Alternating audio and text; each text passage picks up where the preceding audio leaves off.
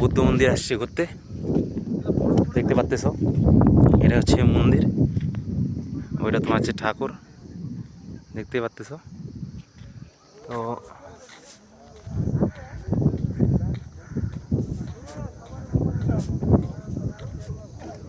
দেখতে পাচ্তেছ এগুলো পুরো চারপাশে যা আছে সব ঠাকুর, সোনা দিয়ে বানানো সব। খুব মানে আর কি দামি জায়গা।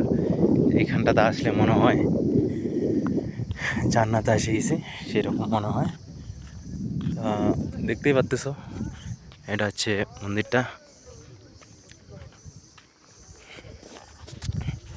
ভাবিনি কখনো এরকম জায়গায় আসবো। তা ওই তুইও কথা কওয়ার টাইম পাস না। তো দেখতে পাচ্তেছ এখন আমরা চলে যাব সবাই, যাওয়ার সময় হয়ে গেছে। তা ভিতরে ঢুকছিলাম যদিও, তো ভিতরে তোমার হচ্ছে মোবাইল অ্যালাউ নেই, সেজন্য ভিতরে কিছু দেখাতে পারলাম না। ভিতরে আরও অনেক কিছু আছে যা দেখার মতো জিনিস, তা দেখে নাও। এটা বুদ্ধ মন্দির, দেখতে পাচ্তেছ।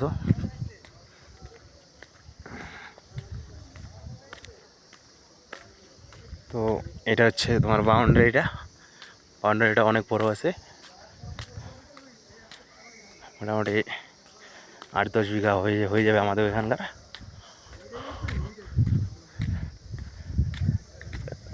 দেখে নাও,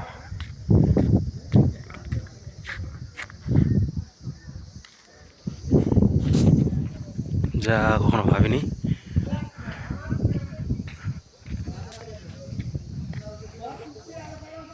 দেখতে পাচ্তেছ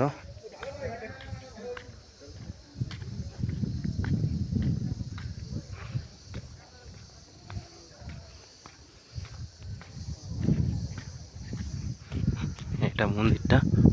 এখন চলে যাব। তো আমার বন্ধুগুলো আসতেছে, ওই যে দেখতে পাচ্তেছ। তো যাওয়ার সময় হয়ে গেছে, চলে যাবো এখন আমরা।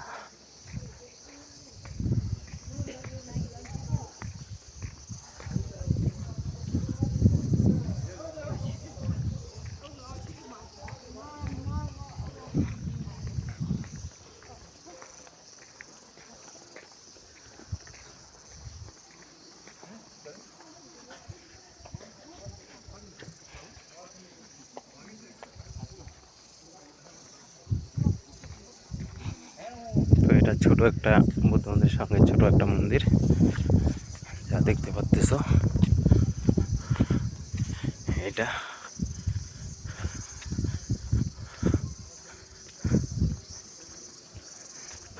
এটা গাড়ি পার্কিং, অনেক লোক আসছে দেখতে। এটা হচ্ছে গাড়ি পার্কিং লাইন। এটা হচ্ছে মন্দির, ছোট একটা গেটে ঢুকতে এটা পড়বে প্রথমে, দেখতে পাচ্ছ। এটা গেট, পুরো গেট। এটা পাশে মন্দির ছোট। তো গাইজ এখন চলে যাব সামর্থ্য